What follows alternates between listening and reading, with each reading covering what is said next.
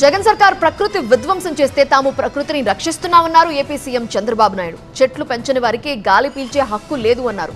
పచ్చని చెట్లు ప్రగతికి మెట్లు అన్నారు. పర్యావరణ పరిరక్షణలో దేశానికి ఆదర్శంగా నిలిచే విధంగా కృషి చేస్తున్నామన్నారు చంద్రబాబు. అంతర్జాతీయ పర్యావరణ దినోత్సవం సందర్భంగా అమరావతి పరిధి అనంతవరం ఏడీసీఎల్ పార్క్లో వన మహోత్సవం కార్యక్రమాన్ని ఏపీ ప్రభుత్వం నిర్వహించింది. CM Chandrababu, deputy CM Pawan మొక్కలు నాటారు. స్వచ్ఛ హరితాంధ్రగా తీర్చిదిద్దేందుకు కృషి చేస్తానని ప్రతిజ్ఞ చేస్తున్నాను. వచ్చే 4 ఏళ్లలో 5 కోట్ల మొక్కలు నాటడం లక్ష్యంగా పెట్టుకోవాలని ఆదేశించారు.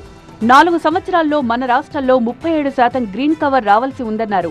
గత ప్రభుత్వానికి చెట్ల పెంపకం తెలియదు కానీ నరకడం మాత్రం బాగా తెలుసని విమర్శించారు. ఇటీవల గవర్నమెంట్ వచ్చింది, వాళ్ళకి చెట్లంటే తెలియని గవర్నమెంట్ అది. చెట్టు వల్ల ఉపయోగం తెలియదు, చెట్లు నరకడం తప్ప చెట్లు పెట్టనే గవర్నమెంట్ అది.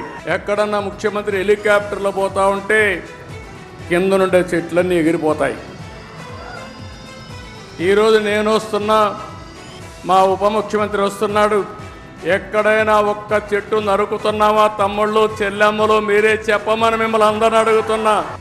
వచ్చే ఏడాది పర్యావరణ దినోత్సవం నాటికి తన వంతుగా ఏదైనా సాధించి మాట్లాడతానన్నారు డిప్యూటీ సీఎం పవన్ కళ్యాణ్. అడవిలో కార్చిచ్చుల నివారణకు కృషి చేస్తానన్నారు. 50% పచ్చదనం లక్ష్యం కోసం చిత్తశుద్ధితో కృషి చేద్దామని పిలుపునిచ్చారు. ప్రతి ఒక్కరికి చెట్టు లేని జీవితాన్ని ఊహించుకోండి.